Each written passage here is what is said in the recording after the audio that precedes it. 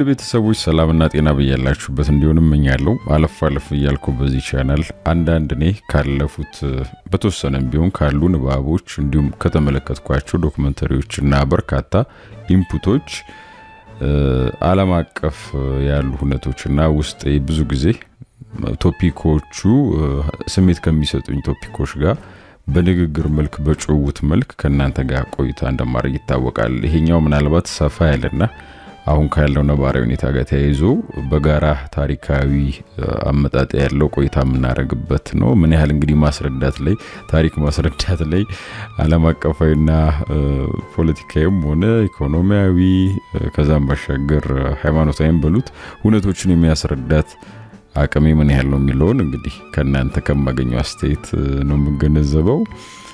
ከወደዳችሁት ወይ መስተካከል ያለበት ነገር ያለ ምትሉ ከሆነ ሐሳብ አስተያየት ተሰጡበታላችሁ። ካልወደዳችሁት ለዛ ካጣችሁበት አሊያም ከማዝናናት ከእውቀት ከማስጨበጡ ይልቅ ወደ ማሰልቸቱ ወይም ብዙም ጣም ወደ አለመስጠቱ የሚሄድ ከሆነ የሚስተካከል ከሆነ በቀጣይ እንግዲህ የሚታረሙ ነገሮች ታርሞ ለመመለስ ሞክራለሁ። አይስኮዳኛው የሚቀር ወይ በንባብ መልኩ ብቻ ያለው ይሻለናል ለምትሉ ከሆነ ያንን ፕሪፈር እናደርጋለን። ለዛሬ ግን በይዘቱ ትንሽ ዘለግ ብሎ አዲስም አይነት ስለሆነ የእስራኤል ዳግም መመስረትን ወይም ዳግም እንደ ሀገር የመቋቋምን በዋናነት እሱን ቶፒክ አድርገን እስካሁን ዓለም እስካለችበት ውጥረት ድረስ የተገናኘ ነው በሚገርም ሁኔታ እና እስከዛ ያለውን ዲስከስ እንድናደርግ በወሬ በንግግር መልክ ስለፈለኩ ነው። እስኪ ሞክሩትና ከወደዳችሁት ቀጥሎ ያለው ውድ ቤተሰቦች ካልሆነ ደግሞ እንዳልኳችሁ እናደርጋለን። መልካም ጊዜ።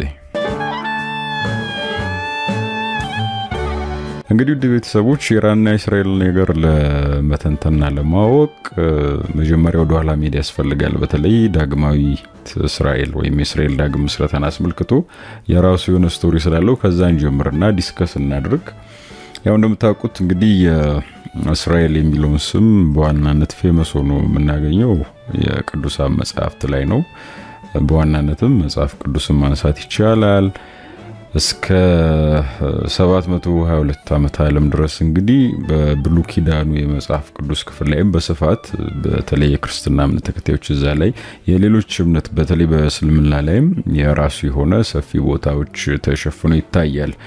ያተት የስም ልውውጥ ምልከታው የየራሱ ሆኖ ማለት ነውና ከዛ ጋር ተያይዞ እንግዲህ የመጨረሻው እንግዲህ ይሄ ቤተ መቅደስ ቅዱሱን መቅደሱ የእግዚአብሔርን ማደሪያ ሰራ ተብሎ የሚታመነውና በቅዱሳን መጽሐፍ ላይ የተቀመጠው ንጉስ ሰለሞን ነው።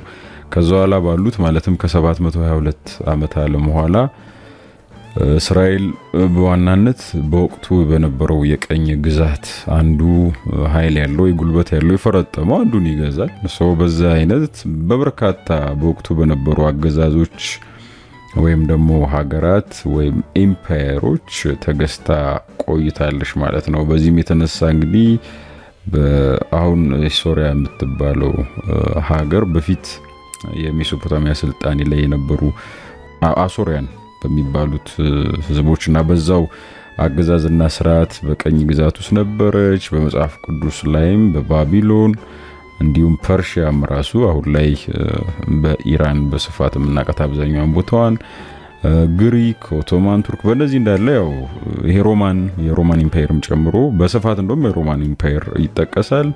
እነሱንም ጨምሮ በቀኝ ግዛት እንግዲህ ስትገዛ የቆየች ነው። በዛ ምክንያትም እንግዲህ እንደ ሀገር የመበተን የመሰደድ በየሀገራቱ እስራኤላውያኑ ወይንም አይሁዶች ተሰዶ እዛም እዚህም ተበታትኖ የመኖር ነገር ነበር። በዋናነት ደግሞ ይሄን ነገር የፈጠነው በሮሚያን ኢምፓየር ጊዜ የነበረው ከሮማኖች ጋር በነበራቸው የነጻነት ትግል ምክንያት በርካታ የሆነ እንግልት፣ ጭቆናና ግፍ ስለደረሰባቸው ወደ ተለያዩ ሀገሮችም በተነጣ ፈንታ እንደገጠማቸው እንግዲህ በታሪክ መዛግብት ላይ ሰፍሮ እናገኛለን ማለት ነው ውድ ቤተሰቦች። ስለሆነም በዚህ የተነሳ እንግዲህ እስራኤል የሚለው የቆየና በቅዱሳን መጽሐፍት ብሎም በተለያዩ ጥንት መዛግብት ላይ የነበረው ስም በፍልስጤም ተተክቶ አካባቢው በአጠቃላይ ያው ፍልስጤም በሚል ስያሜ ለዘመናት ሲጠራ ቆይቷል ማለት ነው። በዚህ የተነሳ እንግዲህ በበርካታ ሀገራት ተሰደው ለመኖር ተገደዋል ማለት ነው። በዋናነት አብዛኛውን ተሳዳጆች ወይም ከሀገራቸው የወጡ አይሁዶች ይኖሩበት ከነበሩ ሀገራት ማለትም በዋናነት አብዛኛውን የምትይዘው ከ3 ሚሊዮን በላይ ስደተኞች አይሁዶች ነበሩባት የምትባለው ፖላንድ ናት። እንደነ ሩሲያም እንደዚሁ በሚሊዮን የሚቆጠሩ ከ2 ሚሊዮን በላይ ሩሲያ ውስጥም አሉ። ጀርመንም እንግሊዝም በእነሱ ልክ ባይሆንም በተወሰነ ሺዎች የአይሁድን ሕዝብ ይዙ ነበር ማለት ነውና በዚህ መልኩ በስደት ይቆዩ ነበር። ነገር ግን ያው ብዙ ጊዜ በስደት እንግዲህ እኛም አሁን ላይ ያለውንም የኢትዮጵያን ያበሾችን ነገር ብናይ በሀገር ውስጥ የሌለን መጎበዝ መታተር ብዙ ጊዜ ለዓላማ በስደት ስንወጣ ያጎብዛለን፣ ታተራለን፣ ያለን አቅም በሙሉ አቅም ወይም ደግሞ በሙሉ ኃይል እንጠቀማለንና እሱ ተፈጥሯዊ መሆኑ እንዳለ ሆኖ ግን እነዚህ ስደተኞች በየሄዱበት አገር በቢዝነስ በሆነ በተለይ በዋናነት ቢዝነስ ተኮር ነገሮች ላይ ንቁ ሆኖ በመሳተፍና ከሀገሩ ከነባሩ ዜጎች በተሻለ ጥሩ ቦታ ላይ በመገኘት የተሻለ ፍራንክና አቋም ላይ ይገኙ ነበር፣ ምንም እንኳን ሀገር ባይኖራቸውም ማለት ነው። እነዚህ አይሁዶች እንግዲህ ለዘመናት ይሄን በመሰለ መልኩ ሲኖሩ የነበሩት አይሁዳውያን እንግዲህ ውድ ቤተሰቦች መቼ ነው ተርኒንግ ፖይንት ወይም አሁን ላሉበት ማለት ህልም ለሚመስል ወይም አንድ ሰው አሁን ከምንም ተነስቶ ሀገር መመስረት ይችላል ወይ ከሺ ምናምን ዓመት በፊት የሆነ ቦታ አባቶቻችን ቅድመ አያቶቻችን ይኖሩ ነበር ከሚል አመለካከት ተነስቶ እዛ ቦታ ላይ ሃይማኖት፣ ፖለቲካን ሁሉን ነገር ጫናውን ተቋቁሞ ሀገር እንመስርት የሚለው ሐሳብ አንድ ሰው እንዲሁ ያነሳ ምን ትቃዣለ ምን ታብዳለ ነው የሚባለው። ብዙ ዓለምን ያስደነገጡና ጌም ቼንጀር የሆኑ ሐሳቦች በነገራችን ላይ ውድ ቤተሰቦች እንዲህ ካሉ እብደት ከሚመስሉ አይዲያዎች ወይም ሐሳቦች የሚመነጩ ናቸው ወደ ድርጊት የሚቀየሩትና 1880ዎቹ ላይ እንግዲህ ይሄ አንድ ጋዜጠኛ የአይሁዳዊ ጋዜጠኛ ነው። በእርግጥ ቴዎዶር ሄርዝል ይባላል። የተወለደውም ያደገውም በስዊዘርላንድ ነው። ያው ደሙ የአይሁድ እንደሆነ ወይም ጂዊሽ እንደሆነ ይወቅ እንጂ ከዛ በፊት እስራኤል ስለምትባል ሀገር የሚያውቀውም ያደገበትም ሀገር እዛው ስዊዘርላንድ ተምሮም ተመርቆም የሰራበት ሀገር እዛው ስዊዘርላንድ ነው የሚያውቀው እና ነገሮችም በደንብ ያስተውላል። ይሄ ጋዜጠኛ በተለይ ለዚህ ውሳኔውና ለዚህ በወቅቱ እብደት የሚመስል ሐሳብ የማይሳካ ለሚመስል ሐሳብ የዳረገው ፈረንሳይ ሀገር በሚኖሩ የጦር መኮንኖች እዛው ፈረንሳይ ተወልደው አድገው እዛው በጦር ሰራዊት ውስጥ የሚገቡ አይሁዶች አሉ። ልክ እንደ ሌሎች ሀገር የተወሰነ ቢሆንም ፈረንሳይም አሉ አይሁዶች በሰዓቱ እንግዲህ በዓለም ተበትነው ነበር የሚኖሩት ብለናልና አንድ አይሁዳዊ ኮሎኔል እዛው በፈረንሳይ ለጀርመን ወታደራዊ ሚኒስትሮች አሳልፈ ሰጥታል በሚል የውሸት ክስ ምክንያት ሲታሰር ያያል እና ኋላ ስራው ታይምም ከታሰረም በኋላ እውነቱ ሲጣራ ይሄ አይሁዳዊ ኮሎኔል ፈጽሞ ከእንደዚህ አይነት ከጉዳዩ እንደሌለበት የፈረንሳይ ሚኒስትር አሳልፎም ለጀርመን እንዳልሰጠ ይታወቅና እንዲፈታ ይደረጋል። ያም ሆኖ ግን በደንብ ሰላሙን ሊሰጡት አልቻሉም። እዛ አካባቢ ወንጀሉም ከስርም ንጹህ መሆኑ ታውቆም በምንም አይነት መልኩ ምክንያት እየፈለጉ በተለይ በዋናነት የሙስናና ተያያዥ ምክንያቶችን እየፈለጉ ተመልሶ የመጥመር ነገር ምክንያቱም በወቅቱ ካሉት የበላይ የውትድርና ወይም ደግሞ የጦሩ አመራር ጋር አይሁድ በመሆኑ ብቻ የገባበት በሚመስል መልኩ እንግዲህ በዚህ መልኩ ጠምደው ይዙታልና እዚህ ኮሎኔል ላይ የሆነውን ነገር ይሄ ቴዎዶር ሄርዝል የተባለ ጋዜጠኛ ይመለከታል። ፍጹም ታማኝ ሆኖ ለፈረንሳይ ሲያገለግል የነበረ አይሁዳዊ ኮሎኔል እና በምንም ምክንያት እንደዚህ በሰበብ ተፈልጎ ሐቁም ያውም ከታወቀም በኋላ ነፃ ሳይወጣ የመቅረቱና በአይነ ቁራኛ የምታዩት ጉዳይ ይሄ የብቸኛውና ብቸኛው ምክንያት አይሁድ የመሆኑ ወይም ደግሞ እስራኤላዊ የመሆኑ ብቻ ነው ብሎ ይደመድማል። ስለዚህ በዚህ መሰረት እንግዲህ እቺ የመጀመሪያ መነሻው ሆና ይሄን ሐሳብ እንዲያፈልቅ ያግዘው እንጂ በየሀገራቱ ደግሞ በየቦታው ልክ በተወለዱበት ሀገር አይሁዶቹ እንደዛ ሀገር ዜጋ ሆነው በሚያገለግሉባቸው የሀገራቱ ተቋማቶች ሁሉ የሚደርስባቸው መገለልና መድሎ እንዲሁም ደግሞ አላግባብ የመመዘን ጉዳይ በዚህ ኮሎኔል ላይ ከደረሰው ነገር ጋር ተመሳሳይ እንደሆነ ያስብና እንግዲህ በዋናነት ለዚህ መፍትሄው ዘላቂ የሆነም ለአይሁድ ዘሮች በሙሉ መፍትሄው ብሎ ያሰበው እንደ አዲስ በተለይ በቅዱሳን መጽሐፍ የአያቶቻችን የቅድመ አያቶቻችን የቃል ኪዳን ምድር ብሎ በሚያስቡት ቦታ የራሳችን የሆነ ሀገር ያስፈልገናል። ብቸኛው መፍትሄ እሱና እሱ ብቻ ነው ብሎ እንግዲህ ይሄን በወቅቱ እንዳልኳችሁ ብደት የሚመስል ሐሳብ ይዞ 1880ዎቹ ውስጥ ነው በዋናነት ይሄን ሐሳብ ይዞ ቴዎዶር ሄርዝል የሚባል ጋዜጠኛ ይሄን ሐሳብ ይዞ ይነሳል ማለት ነው።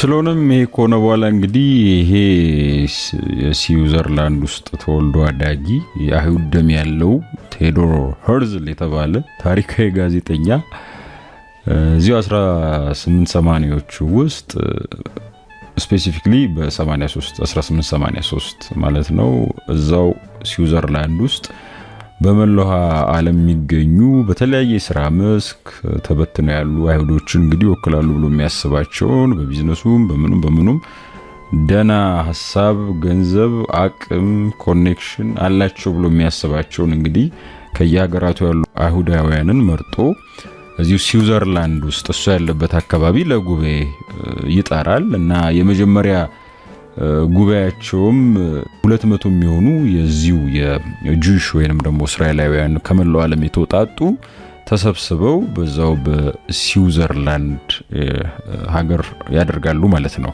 እናም የቴዎዶር ሄርዝል ሐሳብ በዋናነት በመደገፍ የት መሆን አለበት የሚለውንም እንደዚሁ አጽንኦት በመስጠት አሁን ፓለስታይን ብላ በሰዓቱ ተሰይማ የነበረችውን አካባቢ ዳግም መነሻችን፣ መኖሪያችን፣ መሰብሰቢያችን፣ አንገት ማስገቢያችን ማድረግ አለብን፣ ለአይሁዳውያንም ቀጣይ ተስፋ የሚሆነው ያ ነው ብለው እንግዲህ የመጀመሪያውን ሐሳብ አንዱ ቴዎዶር ሄርዝል ለ200 አይሁዳውያን ይሄን ሐሳብ አጋራ።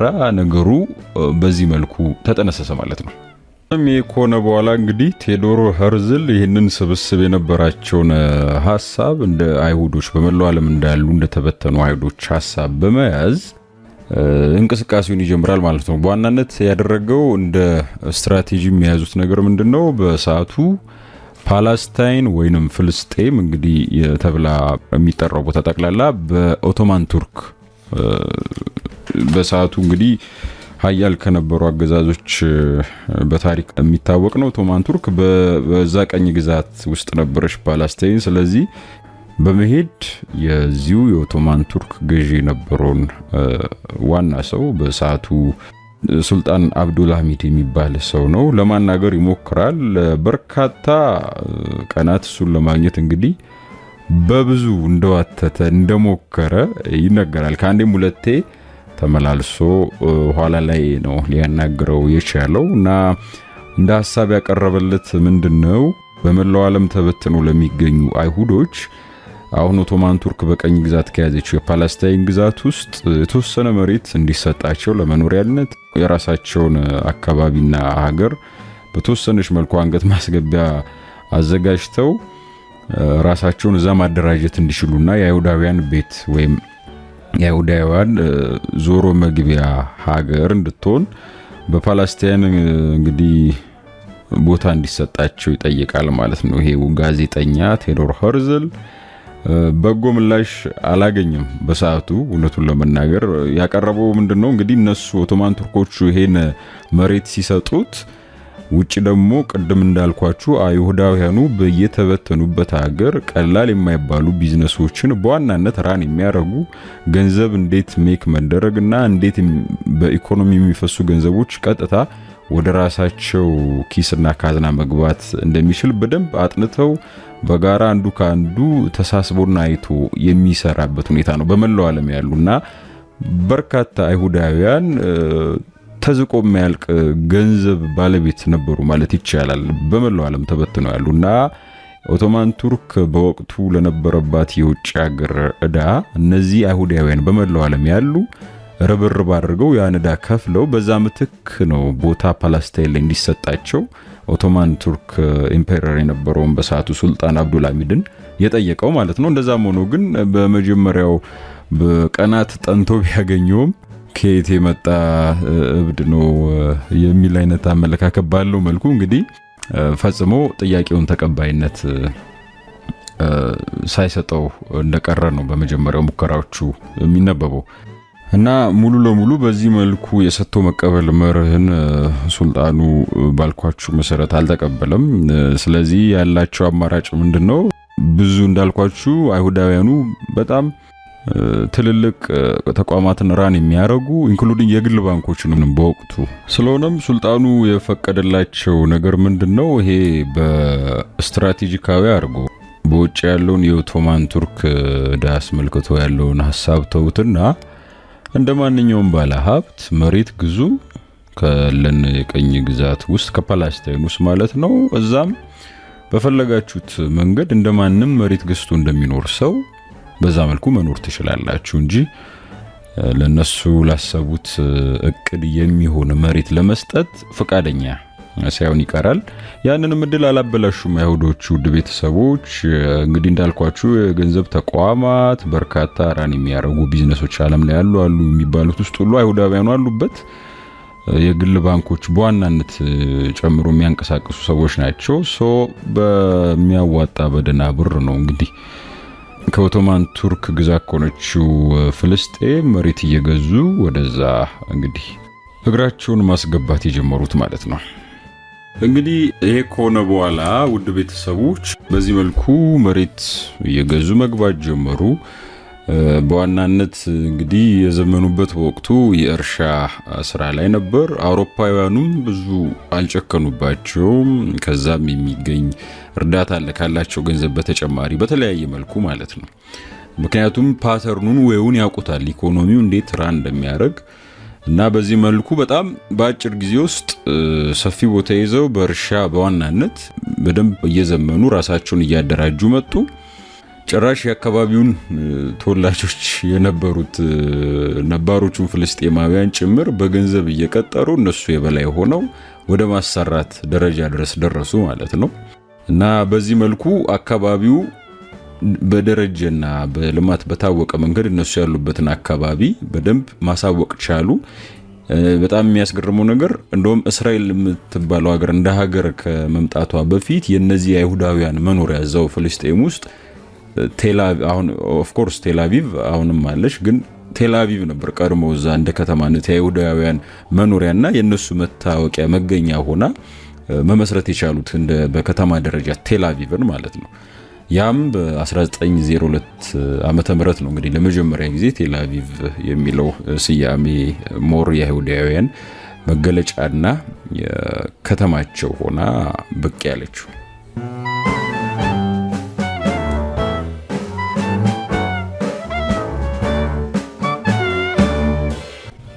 እንግዲህ ለአይሁዳውያኑ ነገሮች በዚህ መልኩ ጥሩ የሚመስል መስመር ይይዙላቸዋል።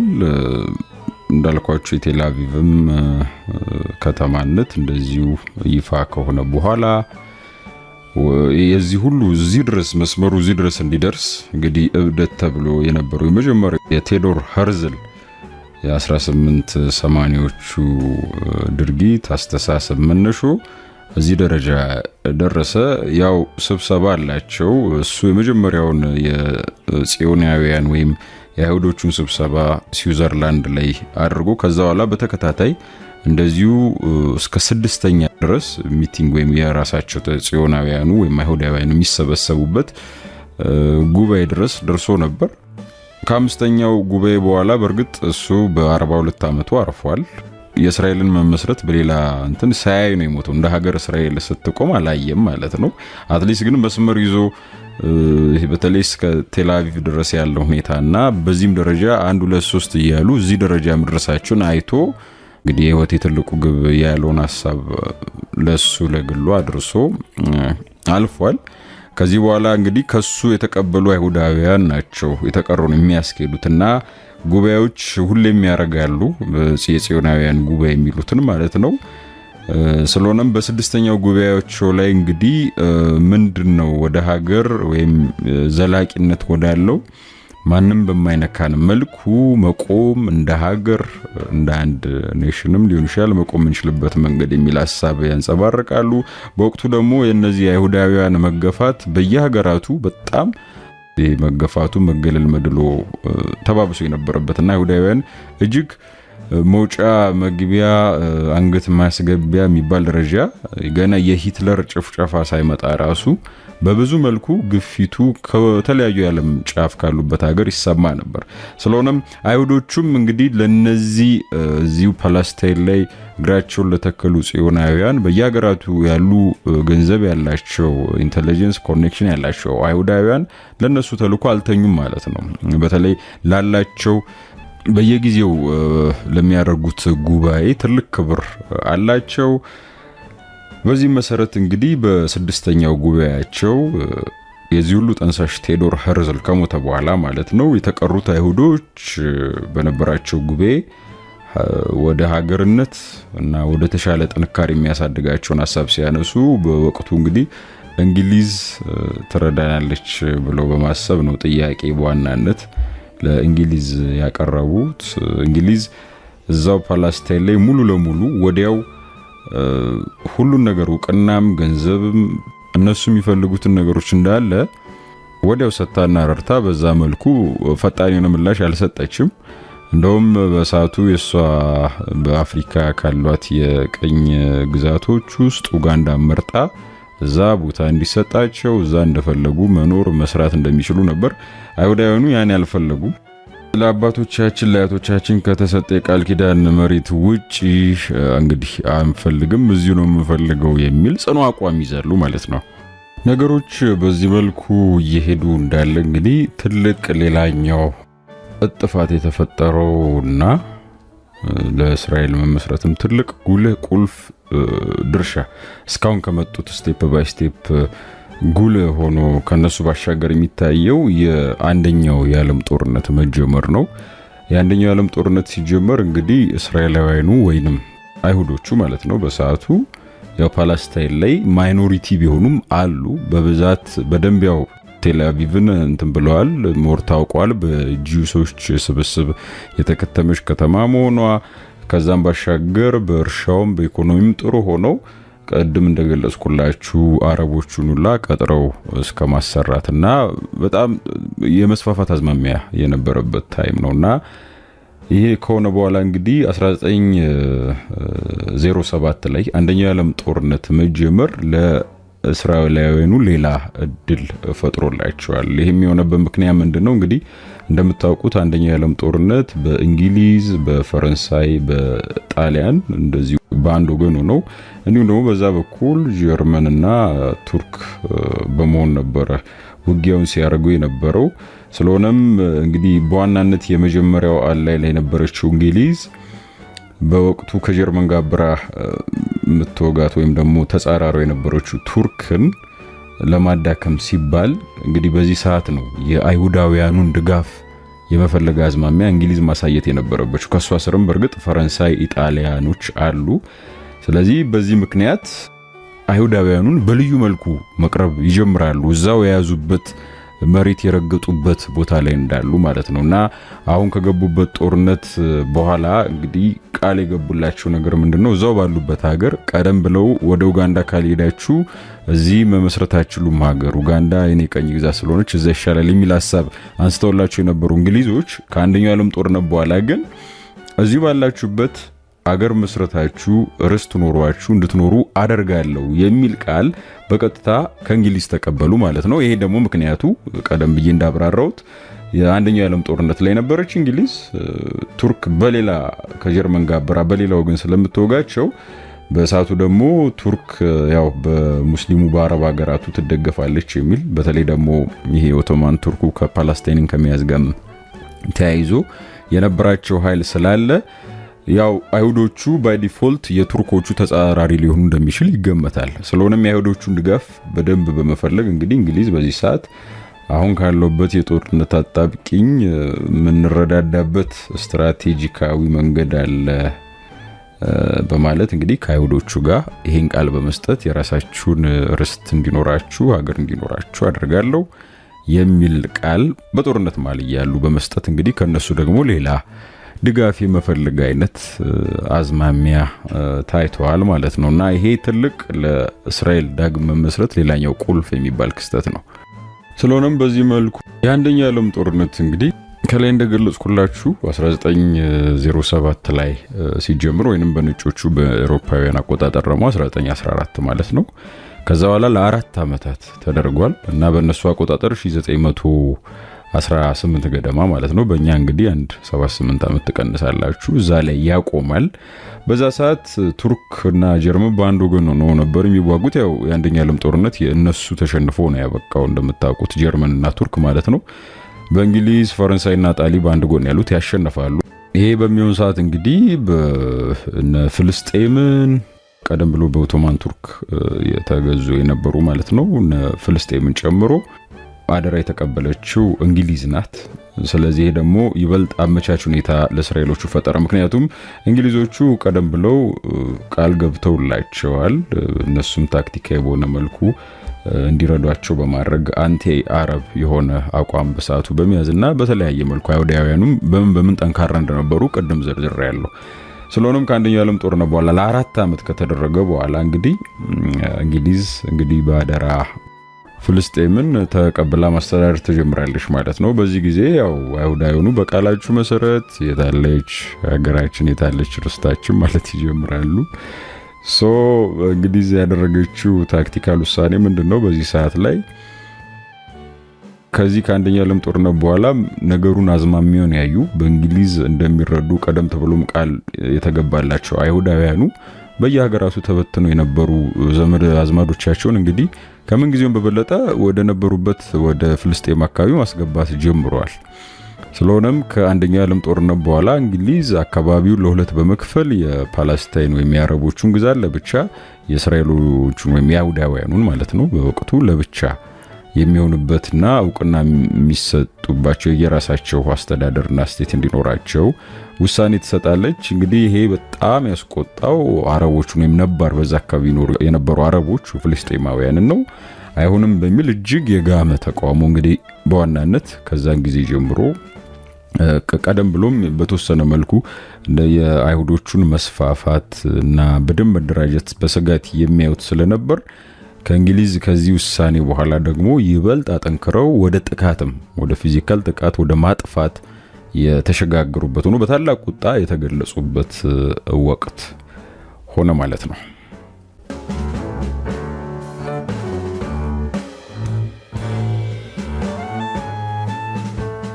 ስለዚህ ነገሮች በዚህ መልኩ እንግዲህ አጣብቂኝ ውስጥ በነበረበት ጊዜ አይሁዳውያኑ በብዙ መልኩ እንግዲህ አሁን እግራቸውም ረግጧል። ከእንግሊዝም ያገኙት እርዳታ አለ። በየሀገራቱ ያሉ ተሰደው ያሉ አይሁዳውያን ፋይናንሻሊም ሆነ በተለያየ መልኩ ደግሞ ይሄን ስብስብ ይሄን በተለይ አይሁዳውያንን ወደዛ አካባቢ ወደ ፓለስታይን አካባቢ ወደዛ ገብቶ መስፈር ሲስተማቲክ እያደረጉ በጥሩ መልኩ የሚደግፉትና በቻሉት ሁሉ የሚያደርጉበት ነበር። ስለሆነም ከነባር አረብ ሀገራቱ ማለት ነው እዛ ከነበሩት ይሰነዘርባቸው የነበረውን ጥቃት መመከት ነበረባቸው። ስለሆነም ወታደራዊ መልክ ያለው ነገር እንግዲህ ማደራጀት የጀመሩት ያኔ ነው ማለት ነው። ከጥቃት በዋናነት አይሁዶቹን የሚከላከል ብለው ያሰቡትን ኦፊሻሊ ባይወጣም ግን ወታደራዊ ቁመት ያለው እንግዲህ ሲስተም አደራጁ ማለት ነው። ሃጋና የሚል ስያሜ እንግዲህ ሰጥተውት በዋናነት አይሁዶቹን በተለያየ ጊዜ ከአረቦቹ በማይጠበቅ ባልታሰበ ሁኔታ ከሚደርስባቸው ጥቃት የሚከላከል ተደርጎ ይሄን አቋቋሙ። ያም በጃዙር እንግዲህ የአረቦቹን ጥቃት ከመቋቋም ባሻገር አለፍ እያለም ወደ ማጥቃት ማለፉ አልቀረም። እሱም ያው እነሱ ቅድመ መከላከል ነው የሚሉት ሳይመጡብን፣ ግን በተዘዋዋሪ አጥቂም እየሆነ መጣ ማለት ነው። ነገሩ በጣም በዚህ መልኩ ወሰብሰብ እያለ ሲመጣ ባደራ ይዘው የነበረችው እንግሊዝ ናት። ከተለያየ በተለይ ከአውሮፓ ሀገራት ወደ እስራኤሎቹ ይዘውት ወደ ነበረው የፍልስጤም መሬት የሚፈልሱ ወይም የሚሰርጉ አሊያም ደግሞ የሚሰፍሩ አይሁዶች ካሁን በኋላ ይብቃ፣ እስካሁን ያለው ይበቃል እና ደግሞ እስከ 10 ዓመት ባለው ምንም አይነት ፍልሰት አይኖርም፣ እዚሁ ባላችሁበት በሁለት አስተዳደር ሆኖ የአረቦቹና የእስራኤሎቹ ያላችሁበት ይዞታ እንዳለ ሆኖ ያንን ብቻ ይዛችሁ ተቀመጡ የሚል ህግ ወጣ። ይሄ ደግሞ ቀድሞ እንግሊዞቹ ቃል ገብተውላቸዋል እንዳልኳችሁ ነባር የቃል ኪዳን አስተማማኝ የሆነ ስቴት በቦታው ይኖራቸዋል ብላ ነው እንግሊዝ ቃል የገባችው። ስለዚህ በዚህ የተነሳ ራሳቸው አይሁዳውያን ከእንግሊዞቹ ጋር ያው የለየለት ጸብ ውስጥ ይገባሉ ማለት ነው። ከአረቦቹን ጥቃት ለመከላከል ብለው ያቋቋሙት ሃጋና የተሰኘው ይሄ መዋቅራቸውንም እንግሊዞቹንም በእጅ አዙር የሚያጠቃ ቃላችሁን አልጠበቃችሁም በሚል እነሱንም አታክ የሚያደርግ ተቋም ሆኖ በዛ መልኩም እንደዛ አይነት መልክ ያዘ ማለት ነው። እንግዲህ ይሄው በሆነበት ሁኔታ ነው ነገሮች እንዲህ በደንብ ለይቶ ባልወጡበትና በተፋፋመ በተጋጋሙበት ሁኔታ ከተወሰኑ ዓመታት በኋላ እንደምታውቁት 1939 ላይ የተለመደችው እንግዲህ ጀርመን ብዙ ጊዜ በመጀመሪያው ዓለም ጦርነትም ሁለተኛው ላይም በርግጥ ሁለቱም ላይ ተሸናፊ ሆናለች። ጀርመን ፖላንድን ተወርና የሂትለር ሬጅም ማለት ነው ሁለተኛው ዓለም ጦርነት የሚቀሰቀስበት ወቅት ሆነ ማለት ነው። ያ ደግሞ የእስራኤል ዳግም ምስረታ ላይ ሌላ ነገር ለዋጭ ጌም ቼንጀር የምንለው አይነት ለውጥ ፈጠረ ማለት ነው። የሁለተኛው የዓለም ጦርነት ከተቀሰቀሰ በኋላ እንግዲህ የማይረሳውና በታሪክ ውስጥ ጥቁር ነጥብ ተደርጎ ከሚጠቀሱት ግንባር ቀደም ብዙ ጊዜ የምናውቀው እንግዲህ የሆሎኮስት የሚባለው የአይሁዶች ጭፍጨፋ ነው። ሂትለር የናዚ ፓርቲ በእሳቱ ጀርመን የሚመራ የነበረው ማለት ነው ሙሉ ለሙሉ በአዋጅ መልክ እስከ 6 ሚሊዮን የሚደርሱ አይሁዶች እንግዲህ በወቅቱ በግፍ የተጨፈጨፉበት እንደሆነ ታሪክ ይነግረናል። እና ጀርመን የነበሩትም በተለያዩ ሀገራት የነበሩትም ፖላንድን ጨምሮ ራሽያም ድረስ ገብቷል ሂትለር እንደምታውቁት። እና ራሽያ ፖላንድ ደግሞ በዋናነት ብዙ ስደተኛ አይሁዳውያን የነበሩባቸው አካባቢዎች ናቸው በብዛት ማለት ነው። እና እነዛን ጨምሮ ቀደም ሲልም እዚሁ ከአረቦቹ ጋር የነበረው ውጥረት ነበር እንደምታውቁት። እዚህም እዛም ደግሞ አይሁዶቹን የማሳረን ነገር ነበር። ያ ደግሞ ሆሎኮስት የተባለው በጅምላ አይሁዶቹን ከህፃን እስከ አዋቂ ሳይቀር ሙሉ ለሙሉ ጥርግ አድርጎ የማጥፋት ከሰው ልጅ ዘር ውስጥ እንዳይገኙ አድርጎ የመጥረግ ሁኔታ በጀርመኑ ሬጅም በናዚው ፓርቲ በሂትለር አገዛዝ ስር ያ ተፈጻሚ ሆነ ማለት የሆነበት ነው የሁለተኛው የዓለም ጦርነት። አንድም ከዛ ጋር ተያይዞ እንግዲህ ምንም እንኳን እንግሊዞቹ ላይ ቅያሜ አድሮባቸው እነዚህ አይሁዶቹ የመሰረቱት ሃጋና የሚባለው ራሳቸውን ለመከላከል ከአረቦቹ ብለው ያቋቋሙት ከእንግሊዙ ጋር በወቅቱ ቅያሜ ቢኖራቸውም የሁለተኛው የዓለም ጦርነት መነሳትን ተከትሎ ግን ይሄ በየሀገራቱ የነበረው አይሁዶችን የማሳደር ነገር አረቦቹም ደግሞ በዚህ በኩል አሉ። እሱን ለመከላከል ሲባል ሙሉ ለሙሉ ወጥ የሆነ ወታደራዊ መልክ ሰጥተውት የሃጋና ብለው መጀመሪያ ራሳቸውን ለመከላከል ያቋቋሙትን መዋቅር ሙሉ ለሙሉ ልክ እንደ ወታደር በጄኔራል በብርጌድ በምን እንደሚከፈለው እንደዚህ አይነት መልክ ሰጥተው የሁለተኛው ዓለም ጦርነት ላይ ያው እንግሊዝ ከጀርመን በተቃራኒ ስለነበረች ከእንግሊዝ ጋር አማራጭ አልነበራቸውም። ምንም እንኳን ቃል በገቡላቸው መሰረት ምንም ባያደርጉላቸው አማራጭ ስላልነበራቸው ከጀርመኖቹ በተጻራሪ ከሆነችው ከአንዷ ከእንግሊዝ ጋር ተሰልፈው አብረው የሁለተኛው ዓለም ጦርነት ላይ ተሳትፈው ከመከላከልም አልፈው እንግዲህ ራሳቸውን ከመጠበቅም አልፈው ያጠቁናል ብሎ ባሰቡት ላይ ወታደራዊ የሚመስሉ እርምጃዎችን ሲከውኑ ውለዋል ማለት ነው ለ6 ዓመት በቆየው ሁለተኛው ዓለም ጦርነት።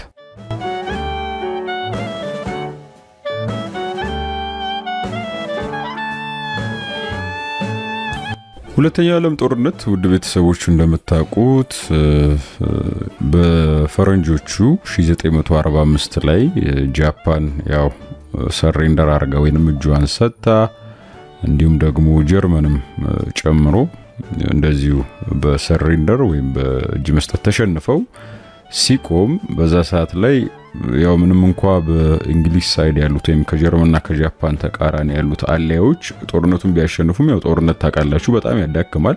እንግሊዝም ቀደም ብሎ የነበረው ኃይሏ ብቃቷ አብሯት የለም። ስለሆነ ያለው አማራጭ በሷ ስር የነበረውን የፓለስታይን ግዛት እስራኤሎቹና ፍልስጤማውያኑ የተራኮቱበት ያለውን ግዛት ሁለቱንም ማስታራቂ የሚመስል ሐሳብ ለማምጣት ሞከረች። ምክንያቱም የአንደኛው ዓለም ጦርነት ላይ ለእስራኤላውያን ወይንም ለአይሁዳውያኑ የገባችው ቃል አለ እዚሁ የራሳቸው የሆነ ሀገር ይኖራቸዋል የሚል፣ በሌላ በኩል ደግሞ ያንን አካሄድ ጭራሽ ቦታም ምንም የላቸውም የሚሉት ፍልስጤማውያን ደግሞ ሌላ ተቃውሞ ይዘው ነው የተነሱት። ያንንም ትኩሳት አይታለች። ስለዚህ ለማስታረቅ የሞከረችው በወቅቱ የሂትለር ሆሎኮስት በመላው ዓለም እንግዲህ እንዳልኳችሁ በታሪክም ተጽፎ የምናየው ከ5 ከ6 ሚሊዮን ገደማ የሚሆኑ አይሁዳውያን የተጨፈጨፉበት ስርዓት እንግዲህ ከዛ የተረፉት አይሁዳውያን በጠቅላላ ያለምንም አንገራገር ከያሉበት ተጠራርገው ነገ በኛ የሚሆን አይታወቅም በሚል ከዛም ከዚህም ሀገር ያሉት በብዛት ይፈልሱ ነበር አይሁዳውያኑ ወደ ያዙት መንደር ማለት ነው ፍልስጤማውያን ውስጥ። ስለዚህ ያንን በምንድነው እንግሊዝ ለማስታረቅ የሞከረችው በጣም የአይሁዳውያኑ ፍልሰት ከፍተኛ ስለሆነና ያን ተከትሎ ደግሞ የሚመጣ መስፋፋት ሊኖር ይችላል ብላ ስላሰበች ፍልስጤማውያኑ ደግሞ አይደለም ሌላ ፈልሶ መጥቶ እዚህ የሚሰፍር አይሁዳዊ ቀርቶ አሁን ያሉትም እነዚህ መውጣት አለባቸው የኛ ርስት ነው ብለው ስለሚያምኑ አስታራቂ መሰላት ምንድነው ቀደም ሲል እንግዲህ አድርገው የነበረው የሁለት ሀገራት የእስራኤሎቹና የፍልስጤማውያኑ የራስ ገዝ የሁለታቸው መንግስት ወይም ሀገራት ሲስተም እንዳለ ሆኖ በየአመቱ አይሁዳውያኑ ወደ ያዙት የፍልስጤም ቦታ የሚሰፍሩ አይሁዳውያን በቁጥር የተገደበ እንዲሆን ለማድረግ ነበር። በዚህ ውሳኔዋ ደግሞ ራሳቸው አረቦቹ ወይም ፍልስጤማውያኑም እንዲሁም ደግሞ እንረዳሻለን ከጦርነቱ በኋላ ቃል እንገባለን የራስሽ ሆነ እዚሁ የቃል ኪዳን ምድር ይኖርሻል ሀገር ይኖርሻል ብሎ ቃል የገቡላት እስራኤላውያንም ጭምር ሁለቱም ደስተኛ ያልሆኑበት ህግ ነው። ቀጥታ ወደ ማድረግ የገባቸው ወደ ማጽደቅና እሱን ወደ ማድረግ ስለሆነም ከሁለቱም ተቃውሞ ነው የገጠማት ከአረቦቹም እዛው ካሉት እስራኤላውያን ወይም አይሁዳውያንም ማለት ነው። ምንድነው ያደረጉት በቀጥታ እስራኤላውያኑ ወይም አይሁዳውያኑ ይሄ ያደራጁት ወታደራዊ አቋም ያለው ክንፍ አለ። ያንን እንግሊዞቹ ያላቸውን ኃይልና ተቋም በዙሪያቸው ያሉ በእጅ አዙር በቃ እንግሊዝን ወደ መምታትም ጭምር ነው የሄዱት ተመልሰው ማለት ነው። ያው ቃል በተገባልን መሰረት አልተተገበረም በሚል እና ነገሩ በዚህ መልኩ ይበልጥ እየተጋጋመ ይሄዳል። እንግዲህ በወቅቱ እንግሊዝ በሁለተኛ ዓለም ጦርነት መዳከሟ ገና ማግስት በሉት እጅግ ከባድ ሁኔታ ነው ያሉት። አይሁዳውያኑ ደግሞ ዋና የቤት ስራ ያላቸው ሌላ ሲጀመር አረቦቹና አይሁዳውያኑ ያው የመጠፋፋት ነው። እነዛ ያለን ሀገር ይሄ ነው መተን የሚሰፍሩበት ሀገር ካሁን በኋላ የቃል ኪዳን መስፈሪያችን በየሀገራቱ የምንታደንበት የምንጨፈጨፍበት ምክንያት እንዳይኖር ያደረግንበት መንገድ ነው። በዚህ መሰረት የቆረቆርነው ነው ብሎ ነው የሚገምቱት። አረቦቹ ደግሞ ጭራሽ ፈጽሞ ያለቦታችሁ ሆነ የመጣችሁት መልቀቅ አለባችሁ የኛ ርስት ነው በሚል ምንም ለድርድርም ለምንም የማይመች አይነት ሁለት የተለያየ አቋም ነው። ሁለቱም የህልውና ትግል አርጎ ነው ያዙት። በተለይ አይሁዳውያኑ በቃ አንገት ማስገባ የለንም ሞት ነው የሚጠብቀን ብሎ ነው የሚያስቡት። አረቦቹ ደግሞ የኛን ርስት ወስዳቸዋል መልቀቅ አለባችሁ ነው። ስለዚህ በሞግዚትነት ወይም በአደራ ይዛ የነበረችው እንግሊዝ በሰዓቱ የወሰነችው ምንድነው ያው አቅሟ እንደ በፊት አይደለም። ሁለተኛው የዓለም ጦርነት በእጅጉ አዳክሟታል በዋናነት ኢኮኖሚ እንዲሁም ደግሞ ያላት ፖለቲካዊ ተጽዕኖም እንደ በፊቱ አይደለም። ስለሆነም በእኛ አቆጣጠር 1940 ላይ በነጮቹ ደግሞ ወደ 1948 ማለት ነው መጀመሪያ ላይ አረቦቹና አይሁዳውያኑን ያው በጠረጴዛ ዙሪያ አስቀምጣ ለግራ ቢገባት ለማነጋገር ሞክራለች። ነገር ግን እንዳልኳችሁ ማይታረቅ ጠርዝና ጠርዝ ነው ያሉት ሁለቱ። ስለዚህ ለመታየትም ጥላቸውም ያቋም ልዩነቱም አለ።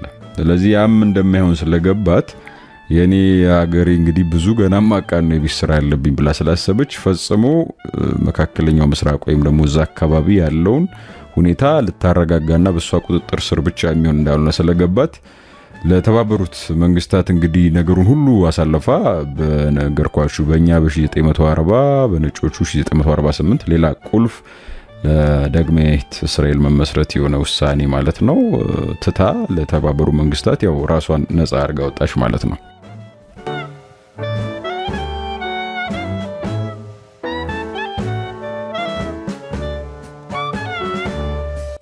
ስለሆነም እንግዲህ የተባበሩት መንግስታት በዚህ ሰዓት ላይ እንደ ውሳኔ ብሎ ያቀረበው በጠቅላላ ተይዞ ከነበረው አጨቃጫቂ በአይሁዶቹም በአረቦቹም ተይዞ ከነበረው ቦታ ላይ እንደየአኗኗራቸው ካለው ጠቅላላ ሽፋን ላይ በፐርሰንት ነው ለአይሁዶቹና ለአረቦቹ ያካፈለው።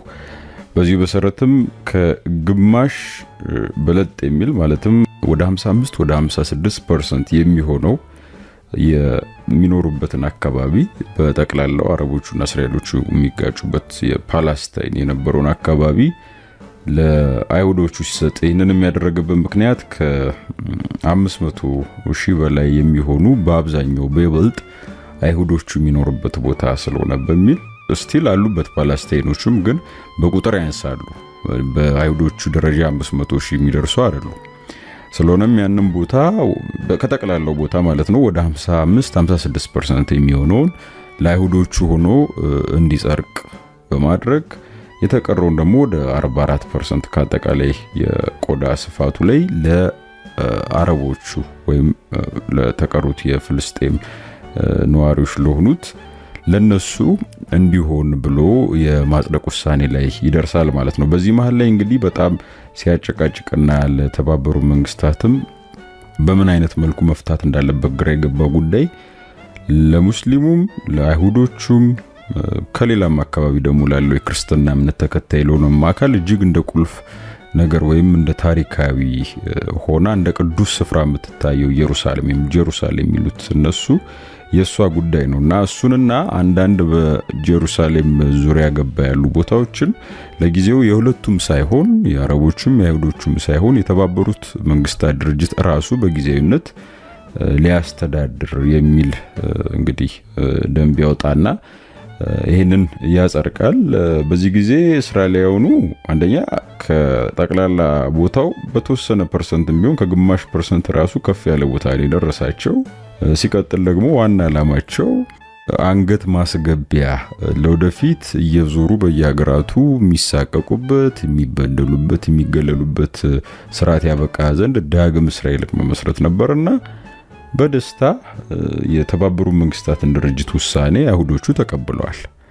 በተቃራኒው ፓለስታይኖች ወይንም ደግሞ የተቀረው እርግጥ በሰዓቱ ሙሉ ለሙሉ የአረብ ሊግን ጨምሮ ማለት ይቻላል ከፍተኛ የሆነ ተቃውሞ የተባበሩ መንግስታትን ውሳኔ አስመልክቶ ያስነሳል። ከተቃውሞም ከፍ ያለ ጭራሽ በሙሉ በአረብ ሀገራቱ ጠቅላላ በዙሪያ ገብ በእስራኤል ዙሪያ ገብ ያሉት እንዳለ ተባብረው ላይ እንግዲህ እስራኤል ለሞጋት የተነሱበት አጋጣሚ የተፈጠረውም ከዚህ ጋር ተያይዞ ይሆናል ማለት ነው።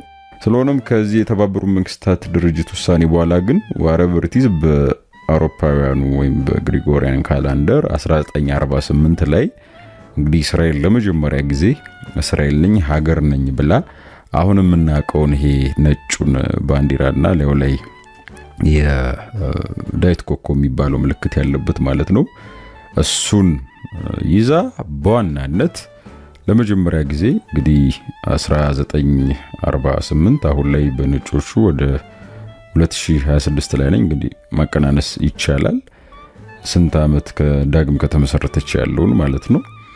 በዛ መሰረት እንግዲህ ለመጀመሪያ ጊዜ ሀገር ነኝ ብላ ያው ራሷን አወጀች ማለት ነው። በወቅቱም እንግዲህ የመጀመሪያው የእስራኤል ሀገር ጠቅላይ ሚኒስትር ሆነው ዴቪድ ቤን ጉሪዮን ነው እንግዲህ ተሰየሙ የወጡት ማለት ነው። ኢኮነ በኋላ እንግዲህ ውድ ቤተሰቦች እጅግ ሌላኛው ቁልፍና አስገራሚው የታሪክ አጋጣሚ ደግሞ እንግዲህ በአረቦቹና በእስራኤል ጦርነት መፈንዳት ጋር ተያይዞ ተከትሎ ይመጣል ማለት ነው።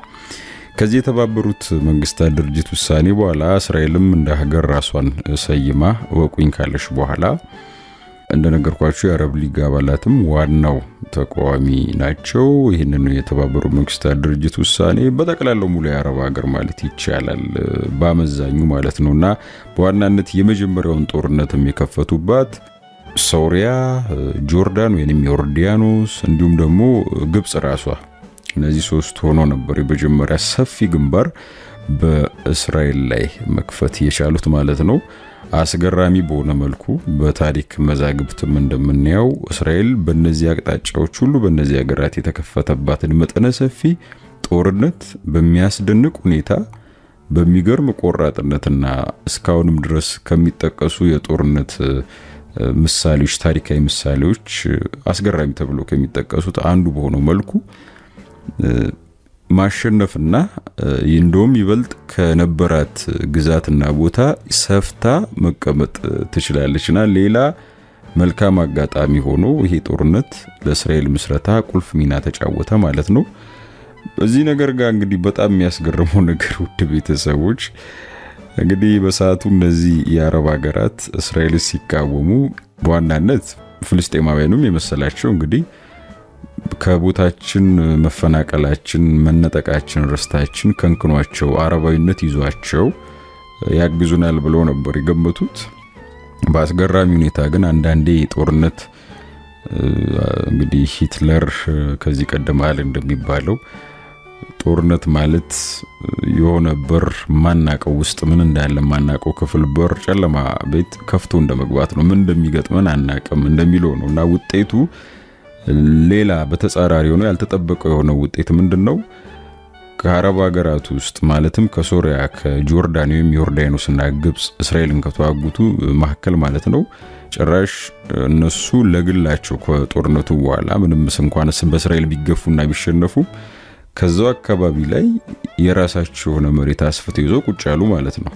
የፍልስጤሞቹን ነገር ረስተው ከዚህም ጋር የሚጠቀሰው አንደኛዋ ጆርዳን ወይም ዮርዳኖስ ዌስት ባንክን እንዲሁም ደግሞ የተባበሩ መንግስታት ለጊዜው በኔ ስርቱን ያላትና በጣም የሚሻኩቱባት ኢየሩሳሌምን ደግሞ የተወሰነውን ክፍል በተለይ ምስራቃዊውን ክፍል ይዛ ቁጭ ያለች በራሷ ስራ አድርጋ ግብጽ ደግሞ ጋዛ የኔ ነው ብላ ቁጭ ያለች ማለት ነውና በዚህ መሃል ማን ተጎዳ ብትሉ ፍልስጤማውያኑ በሚያሳዝን ሁኔታ አየር ላይ ቀሩ ማለት ነው። እና እንደውም በቁጥር እንደሚነገረውም ከ700,000 በላይ የሆነ ቁጥር ያላቸው ፍልስጤማውያን በዚህ ምክንያት ሀገር አልባ አንገት ማስገቢያ እግር መትከያተው በየጎረቤቱ በየአካባቢው ወዳለ አካባቢዎች ተበትነው በፊት አይሁዶቹ በስደታቸው ጊዜ ሲቀምሱት የነበረውን ገፈት ጊዜ ተገልብጦ ጭራሽ እነሱ ያንን የሚቀምሱበት ለነሱ መጥፎ የታሪክ አጋጣሚ ለእስራኤልና የራሳቸውን ግዛት ለተቆናጠጡት አረብ ሀገራቶች ደግሞ የተለየ ልዩ አጋጣሚ የሆነ ክስተት ይፈጠራል ማለት ነው። እንግዲህ ከዛ በኋላ ነው ፍልስጤማውያንም በየስደተኛ ጣቢያው በየሀገራቱ በእጅግ በሚያሳዝንና ለዓለም መነጋገሪያ በሆነ መልኩ የራሳቸውን ሀገር መመስረት ቀርቶ ለህሉናቸው መሆን የማይችሉ ሆነው በህዝብ ፊት በዓለም ፊት እየታዩ መምጣት የጀመሩት ማለት ነው።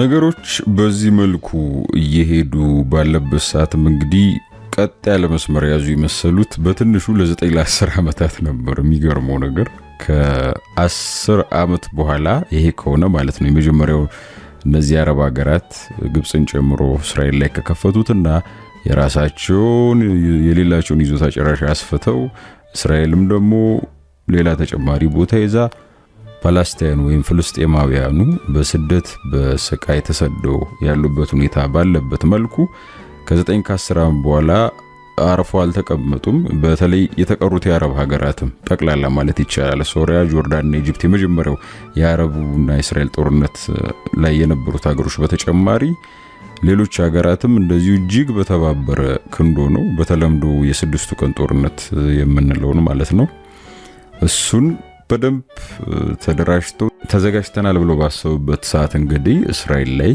በድጋሚ ከፍተው ነበር። በሚያሳዝን ሁኔታ ግን ለነሱ ለእስራኤሉ ደግሞ የምስራች በሆነ ሁኔታ ውጤቱ አሁንም ተመልሶ እስራኤልን የጠቀመ ሆነ ማለት ነው። የአረብ ሀገራቱን በተለይ ቅድም እንደነገርኳችሁ ዮርዳኖስ ወይም ጆርዳን ዌስት ባንክንና የኢየሩሳሌምን የተወሰነ ክፍል የምስራቁን ክፍል ያልኳችሁን ይዛ የነበረውም በዚህ ጦርነት በስድስቱ ቀን ጦርነት አስለቀቃ ያዘች ራሷ እስራኤል። ከግብጾቹም ጋዛን ነጠቀች እና ሙሉ ለሙሉ ግብጽን ከዛ አባረረች ማለት ነው። እናም እጅግ አስገራሚ በሆነ ሁኔታ እስራኤል ጭራሽ የተቀረረው ሀገር በመጀመሪያ የአረብና የአይሁዶቹ ጦርነት ተነጥቀው የነበሩ ቦታዎችን ሰብሰባ የራሷ አደረገች። የተቀረው ሙሉ ለሙሉ እንግዲህ የፓለስታይንና ቀደም ብለው አይሁዶቹና ፓለስታይኑ ሲራኮቱበት የነበረው የራሶቹ የፍልስጤሞች የነበረውን ቦታ ጠቅልላ እንግዲህ በዚህ ጦርነት ምክንያት የራሷ ማድረግ ቻለች ማለት ነው። እስራኤል እንግዲህ እንዴት ባለው ሁኔታ ተነስተው የመጀመሪያ እብደት ተብለው የነበረው የቴዎዶር ሄርዝል የ1885ቱን አስተሳሰብ እንግዲህ ተነስታችሁ እስራኤል መታ በዚህ መልኩ ሙሉ ፓለስታይንን የተቆጣጠረችበት የታሪክ አጋጣሚ ላይ ደረሰ ማለት ነው። በስድስት ቀኑ የአረቦቹና የእስራኤል ጦርነት አሁንም ማን ተጎጂ ሆነ ብትሉ ያው ቦታ ወስዶ የነበሩት ሀገራት የራሳቸው አልነበረም መጀመሪያ። ነገር ግን እስራኤል ከተቀበለች በኋላ ያን ቦታቸውን እጅግ በሚያሳዝን ሁኔታ ለፍልስጤማውያኑ የባሰ የከፋ ነው የሆነው ማለት ነው። ይበልጥ ስደታቸው እየጨመረ ከቦታው እየተነቀሉ ነው ሄዱት። ይህንንም ምክንያት በመጠቀም እንግዲህ እስራኤል የተቀሩትን በየዓለሙ ያሉ አይሁዳውያን አሁን አገሩ ሰፊ ነው በደንብ እንቀበላለን ኑ እንጂ ብላ ዌስት ባንክ በሉት ይሄ ኢየሩሳሌም በሉት ጋዛ በሉት ጠቅላላ አዳዲስ የሷን እንግዲህ ዘመድ አዝማድ ጠቅላላ ዓለም ላይ ያለው እንዳለ የአይሁዳዊ ዘር ያለውን ኑ ወደ ሀገራችሁ ኑ የሚል ዘፈን አለ እንደምታውቁት የኤፍሬምና ጉሴ እንደዛ በሉትና እዛ እየገቡ እንግዲህ ቀጥታ አይሁዳውያኑ እንዲሰፈር ሆነው በዛ መልኩ ጭራሽ ሰፍተው ተደራጅተው ቁጭ ያሉ። በነገራችን ላይ በዚህ ጦርነት ምክንያት ከሶሪያ ራሱ ሌላ ተጨማሪ ቦታ ለመንጠቅም እድል አግኝታለች እስራኤል። ጦርነቱን በአሸናፊነት አሸነፋ በአስገራሚ መልኩ ማለት ነው። እንግዲህ ያ ሁሉ የከበባት የአረብን ጦር በማሸነፍ ብዙ ጊዜ የጎላን ኮረብታዎች ወይም የጎላን ከፍተኛ ቦታዎች ሲባል እንግዲህ በዘገባም በተለያዩ ዶክመንተሪዎች በንባብም የምታውቁት በዚህ ጦርነት ምክንያት እስራኤል ከተቀዳጀችው ድል በኋላ ከራሷ ከሶሪያ ነጥቃ በራሷ ስር ማድረግ የቻለችውን ቦታ ነው ማለት ነው። እንግዲህ በእነዚህ ነገሮች ሁሉ ውድ ቤተሰቦች እጣ ፈንታቸው እጅግ አሳዛኝ እየሆነና ከጊዜ ወደ ጊዜ እየከፋ የመጣው የፍልስጤማውያን ጉዳይ ሆነ ማለት ነው እና በየሄዱበት መጎሳቆላቸው መሰደዳቸው ይመለከተኛል ያለ ከነሱ ውስጥ የወጣ ያሲር አራፋት ሲባልም በሚዲያም በምንም ከዚህ ቀደም ሰምታችሁ ታውቃላችሁ።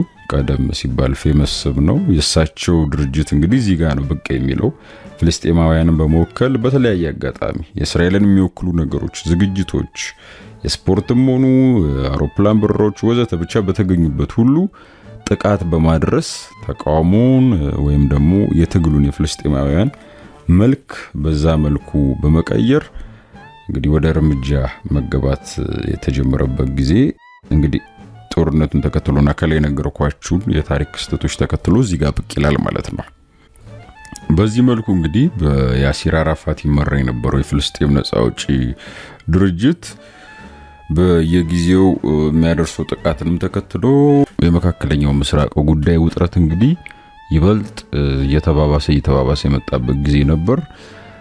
እዚህ ጋር እንግዲህ አሜሪካ ጣልቃ የገባችበት ወቅት ይመጣል ማለት ነው። ከዚህ ተከትሎ አሜሪካ በወቅቱ የኦስሎ ስምምነት በመባል ይታወቃል። ይህ ስምምነት የያሲር አራፋት ስር ያለው የፍልስጤም ነፃ አውጪ ድርጅትና እስራኤልን በማሸማገል ወይም በማደራደር እስራኤል ይዛው ከነበረው ውስጥ ዌስት ባንክ የተሰኘውና ጋዛ የተሰኘውን ከግብጽና ከዮርዳኖስ የነጠቀቻቸውን ሁለት ቦታዎች ለፍልስጤም በመስጠት ያ ማለት ይፋታ በሚባለው የያሲር አራፋት የፍልስጤም ነፃ አውጪ ድርጅት እንዲመራ ድርድር ላይ ደርሳሉ፣ ስምምነት ላይ ማለት ነው።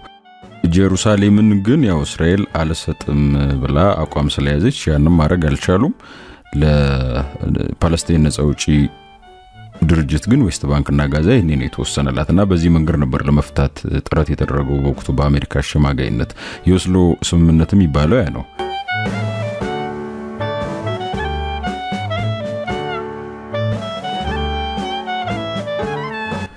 ስለሆነም በእነዚህ ነገሮች ላይ እንግዲህ ስምምነት ላይ የተደረሰ ቢመስልም ችግሩ አሁንም ድረስ ዘልቆ የመጣውና በየጊዜው ከቅርብ ዓመታት ወዲህ ደግሞ በተለይ እየተነሳ እንዴ በረዳ እንዴ ደግሞ ተመልሶ ሲመጣ ሲሞቅ ሲቀዘቅዝ የነበረው የኢየሩሳሌም ጉዳይ ነው። እስራኤል ፈጽሞ ኢየሩሳሌምን አልሰጥም ብላለች። ፍልስጤማውያኑም ሆኑ እነሱን ከኋላ እንረዳለን እናግዛለን ብሎ የሚያስቡም እንደዚሁ ኢየሩሳሌምን የኛ ቅዱስ ቦታ ነው ብለው ነው የሚያስቡት እና ትልቁ ዋላ ላይ ቀስ እያለ የጸባቸው ትልቁ ምክንያትና ፋክተር በጊዜ ሂደት ኢየሩሳሌም እየሆነች መጣች ማለት ነው። በጣም የሚገርመው ነገር ውድ ቤተሰቦች እንደዚህ አይነት ስምምነቶች ላይ ሲደረሱ እንግዲህ በወቅቱ የእስራኤል ጠቅላይ ሚኒስትር የነበሩት ይስሐቅ ራቢን የሚባሉት ናቸው። የኦስሎ ስምምነት የተደረገው በእሳቸውና በፍልስጤም ነጻ አውጪ ድርጅት ዋና ሊቀመንበር በሆኑት በያሲር አራፋት መሃል ነው፣ በአሜሪካ አሸማጋይነት ማለት ነው። እና በውሳኔው ማለትም ከላይ እንደነገርኳችሁ ዌስት ባንክና ጋዛ ለፍልስጤሞች ተሰጥቶ የተቀረው ደግሞ እስራኤል ባለችበት ሆና በዚህ መልኩ እንዲኖሩ ነው። ኢየሩሳሌም ላይ በጣም ሴንሲቲቭ ቦታ ስለሆነ እዛ ላይ ምንም አይነት ውሳኔ ለሁለቱም አልሰጠም። ነገር ግን በዚህ ውሳኔም እስራኤላውያኑም ተናደዋል፣ የተቀሩት ማለት ነው። ደስተኞች ናቸው የሚያስብል ነገር አይደለም። እንዲሁም ደግሞ የፍልስጤማውያኑም ይህንን ዌስት ባንክና ጋዛን ይዘው ለመቆየት እንደዚሁ ያሲር አራፋት ባደረጉት ስምምነት ያን ያህል ደስተኞች አልነበሩም ማለት ይቻላል። እንደውም ይስሐቅ ራቢን ይህን ስምምነት ካደረጉ በኋላ ነው በአደባባይ ፕሮግራማቸው እዛው እስራኤል ውስጥ በአንድ ግለሰብ በሽጉጥ መሃል አስፋልት ሜዳ ላይ የተገደሉት ማለት ነውና አንዳንዴ ከበላይ ያሉ አካላትም ምንም እንኳን በተለያየ ጊዜ ለብዙ ህዝቦች ማለቅ መጫረስ ምክንያት ቢሆኑም አንዳንዴ ደግሞ የህዝብ ግንፍልተኝነትና የሚነሱ እሳቶችን ራሱ አንዱን ከአንዱ ለማርገብ የሚደረጉ ጥረቶች በህዝብ ዘንድ እንደ ከጂ እንዳስከጂ የመታየትና የፊት ለፊት የግንባር ስጋውን የመቅረብ ነገር ስላለ አንዳንዴ እንግዲህ የተወሰኑ ጥቂት አጋጣሚዎችን ቢሆን እንደዚህ አይነት ከባድ አጋጣሚዎች በመሪዎች ወይም እርስ በርስ በሚሸመጋገሉ ጦርነት እንዲቀር ደም መፋሰስ እንዲቆም በሚያረጉ መሪዎች መሃልም አንዳንዴ እንደዚህ አይነት ፈተና እንዳለ እዚህ ጋር አስገንዝቦን ያልፋል ማለት ነው እንግዲህ። ስለሆነም በፓለስታይን ደግሞ ወይም ፍልስጤም ላይ ማለት ነው ከፍልስጤም ነጻ አውጪ ድርጅት ከያሲር አራፋት ፋታ ፓርቲ ውጪ ያኔ ራማ ላይ እንግዲህ ዋና መቀመጫውን አድርጎ ራማም እዛው ፍልስጤም የተሰጣት ቦታ ላይ የዌስት ባንክና የጋዛው ማለት ነው እዛው ላይ መቀመጫውን አድርጎ የፍልስጤም ጉዳይ መለከተኛል ብሎ በዋናነት በመከራከር ብቅ ያለው ሐማስ ነው። ሐማስ ኋላ ላይ አሁን እንግዲህ እስከ ቅርብ ጊዜ ድረስ ያለውን ታሪክ የምታዩት ነው። ቀስ ብለን እንመጣበታለን።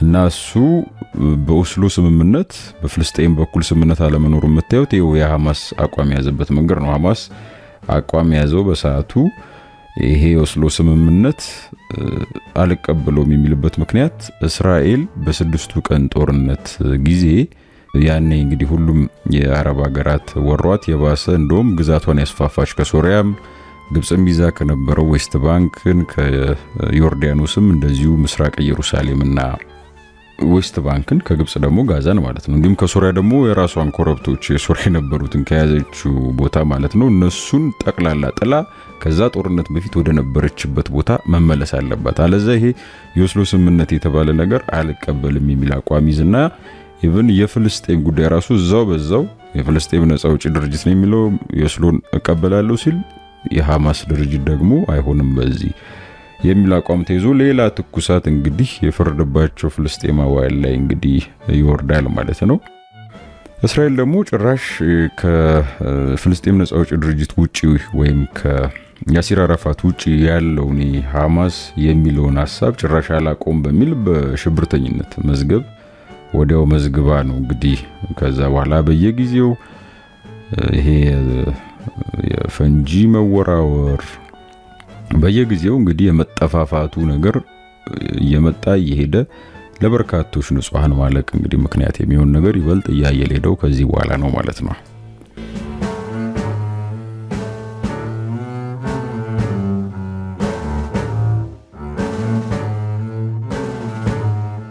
እንግዲህ ቤተሰቦች ይሄው መዘዝ ነው። ሲመዘዝ አንዱ ያጠቃል ወይ እስራኤል ላይ ሐማስ እሷ ሽብርተኝነት ብላ የፈረጀችው ጥቃት በንጹሃን ላይ ያደርሳል። ያለ መበቀል እስራኤል እጇን እጅግ በብዙ ጥፍ አርጋ ወደ ፍልስጤም ትሄዳለች። በመሃል በርካታ ንጹሃን ይረግፋሉ፣ ይቆስላሉ፣ እንግልት ይበዛልና እጅግ እስካሁን ድረስ የሚያሳዝንና የአካባቢው ትኩሳት ሆኖ ቀጥሎ ጭራሻውን ደግሞ ነገሮች አንዱ ከአንዱ እየተያዙ የመላው ዓለም ትኩሳት ሆኖ ብቅ ካለ እንግዲህ ሰነበተ እንደምታውቁት ማለት ነው።